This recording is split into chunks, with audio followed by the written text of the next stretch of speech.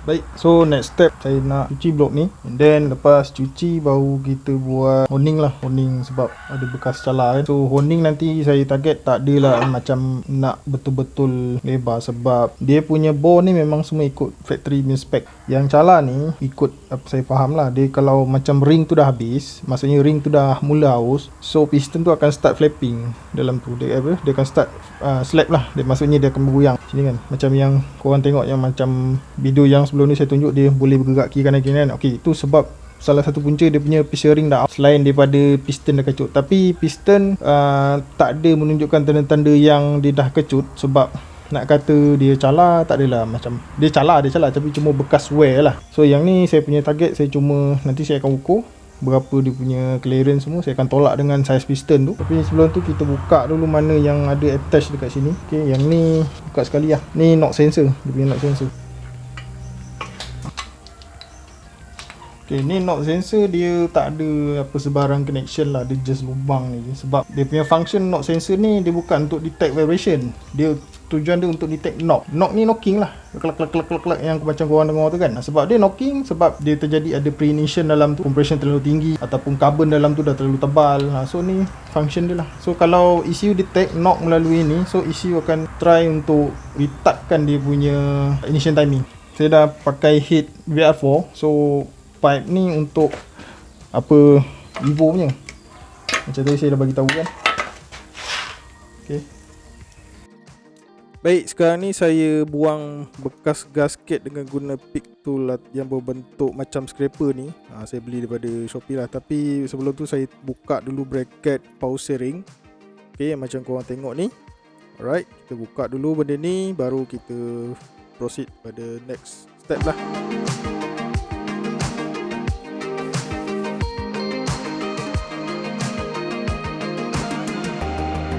Okay, so bersihkan kesan-kesan karbon gasket tu sampai nampak bare metal surface block tu, dan pastikan jangan ada cala atau tergarit pada surface block tu. Kalau tak, nanti ada masalah lah masa kita pasang gasket, nanti berisiko untuk bocor.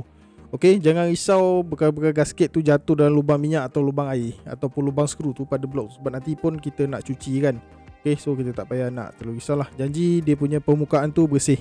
Alright, so jangan lupa untuk bersihkan sekali pada bahagian bawah pula. Okay, seperti biasa buang bekas-bekas gasket ni dengan hand tools yang macam saya guna tadi. And then mana bekas-bekas yang degil tu, nanti barulah kita boleh pakai die grinder dengan bros wire lah. Alright, so first kita kena guna ni dulu, buang dulu mana yang degil-degil dulu kan. Okay.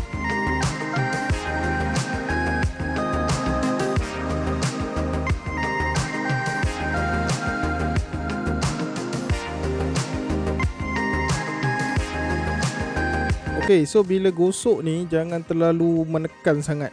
Jangan selalu tekankan sangat, asalkan dapat buang bekas gasket silikon tu pun dah memadai lah.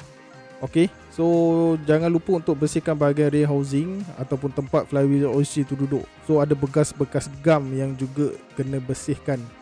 Okay, so dah settle gosok, kita bolehlah basuh blok ni. So chemical yang saya pakai sama dengan yang saya cuci heat sebelum ni. Baik, untuk bahagian blok ni tak ada masalah dengan kerak-kerak minyak yang degil, jadi kerja untuk bersihkan bahagian crankcase tu jadi senang.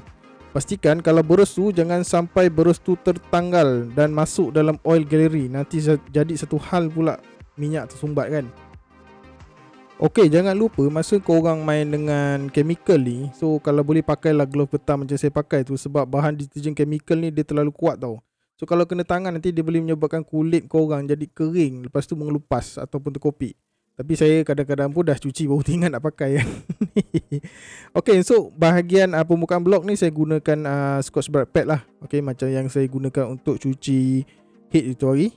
Okay, so kita cuci sampai dia bersih daripada permukaan daripada bekas-bekas karbon tu. Okay, so bila dah cuci dah apa semua, kita dah boleh basuh blok ni dengan gunakan air lah. So sepatutnya kalau kita bersihkan permukaan blok ni, sebaiknya kita kena pakai water jet untuk buang tu kerak-kerak minyak kalau ada yang degil-degil lah. Tapi since water jet saya pun tak berapa okey, so, sebab jadi kita pakai je lah pipe biasa ni.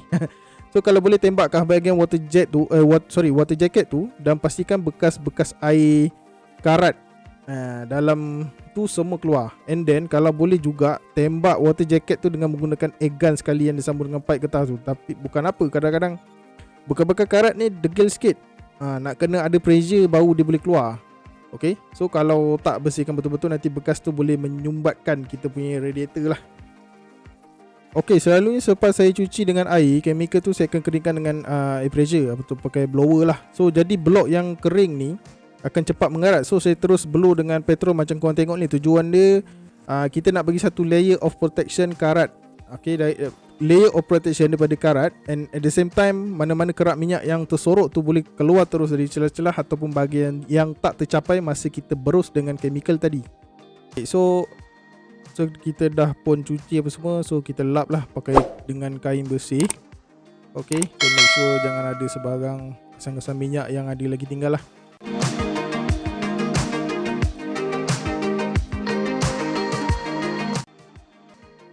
Baik, dah siap semua cuci. So kita boleh buat proses honing ataupun polish pada silinder block ni. So bahagian permukaan silinder wall ni tak ada kesan-kesan cala yang terlalu dalam. So saya tak perlu nak tekankan sangat. Cuma saya hilangkan bekas cala je, yang halus-halus tu lah. So pasal silinder wall tu clearance tu, saya pun tak perlu nak risau sangat. Sebab sebelum basuh saya ada ukur sikit lah sebelum pada silinder board tu. Dan semua silinder dalam keadaan yang baik. Bacaan yang saya dapat semua tak banyak beza antara satu dengan lain. So saya assume silinder wall ni dalam keadaan yang baik lah. Okay, tapi nanti saya akan buat juga tutorial macam mana saya nak gunakan dial bore gauge tu dekat korang. Okay, okay, masa kita honing ni, korang perasan tak dekat apa tu honing tools ni, dia ada macam spring tu. Okay, dekat situ dia ada macam satu skru kan. Okay, nut tu kalau kita ketatkan dia akan jadi lebih ketat tau, untuk honing tu terbuka dalam silinder wall. Jadi benda ni kita set yang paling longgar, sebab kita just untuk hilangkan cala je kan. Baik, dah siap honing. Pastikan lagi tak ada cala-cala pada permukaan silinder bore tu. Dan seterusnya kita dah boleh basuh dengan gunakan petrol tadi lah. So terpulang lah kat korang, kalau nak basuh lagi sekali guna chemical atau sabun pun boleh je. Tapi kita nak jimatkan masa, so pakai petrol pun dah cukup. Ok, seterusnya saya basuh oil pump housing dengan gear sekali lah semua kan. Ok, dulu saya memang tak berani nak basuh sebab oil pump ni bila kena chemical saya takut dia terhakis ke atau apalah. Tapi sebenarnya dia tak ada apa-apa pun. Ok, so bila nak buka oil pump tu, pastikan kedudukan gear tu betul ataupun tak. Biasanya dia ada dot marking yang menunjukkan bahagian belakang oil pump tu, oil pump gear tu.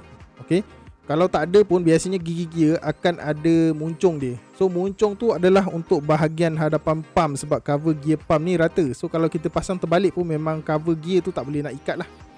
Ok, so jangan lupa untuk buang bekas-bekas gasket lama. Macam dalam kes saya ni, pump tu disapu dengan gam gasket lah ataupun RTV. Okay, so bukan tak boleh nak guna gam pada oil pump ni. Even dalam workshop manual pun kita disuruh untuk gunakan gasket bukannya gam.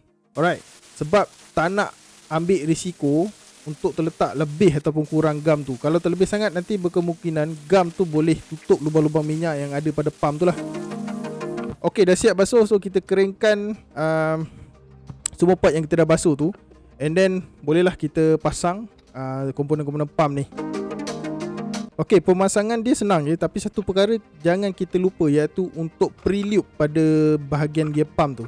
Ok, so kalau boleh lebihkan sikit minyak dalam gear tu, sebab dah ada minyak dalam tu. Ok, pada kawasan gear pump tu. So nanti gear tu tak perlu untuk bekerja keras untuk create suction masa kita nak start engine nanti. Kalau kita tak pre-loop gear tu nanti, atau kita tak letak minyak pada gear tu nanti masalah bila gear tu berpusing, dia cuma sedut angin aja. Dia tak ada sedut pun minyak. Okay, sebab tak ada minyak cover pada bahagian tu lah. Baik, untuk ikat cover gear pump tu ada 4 biji skru saiz 12mm dan torque yang kita ikat adalah dalam lingkungan 18Nm ke 22Nm. Ok, sebiji skru tu kita kena ikat pakai screwdriver biasa. Tapi make sure screwdriver tu dan skru tu sama saiz. Kalau tak nanti dia boleh loose lah. Ok,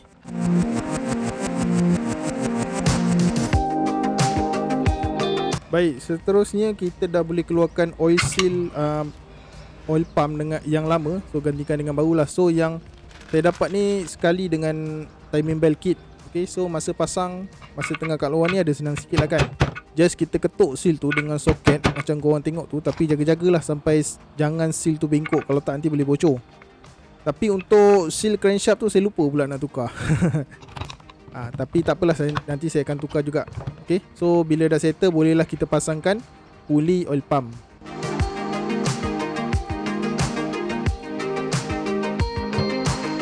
Baik, yang korang tengok ni adalah oil filter housing. So saya tak terus ikat pada pump sebab pump kena ikat dulu pada blok, baru oil filter housing ni boleh ikat. Sebab skru dia panjang, and then dia terus masuk dalam blok tu untuk ikat sekali dengan oil pump lah. Alah, lupa pula tekan. Okay, so kalau kita dah basuh, jangan lupa untuk kita lubricatekan pin ni lah. Sebab benda ni besi kan, tak nak bagi dia karat. Ini pun karat dah ni. So bagian ni nanti kita lumur sikit dengan minyak lah.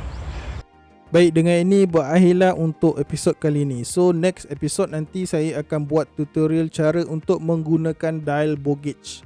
Sekali lagi, kalau korang rasa konten saya ni bermanfaat, support saya dengan menekan button subscribe dekat bawah tu, dan juga tekan button loceng untuk dapatkan update terbaru dari channel saya, Warisan Garage. Okey, sehingga bertemu lagi di lain episod. Assalamualaikum warahmatullahi taala wabarakatuh. Bye bye.